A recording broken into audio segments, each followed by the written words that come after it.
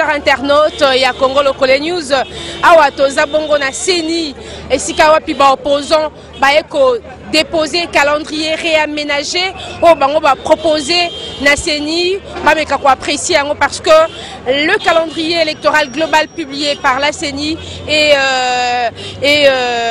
a beaucoup d'irrégularités, notamment le biais inconstitutionnel et tant d'autres éléments relevés dans le calendrier.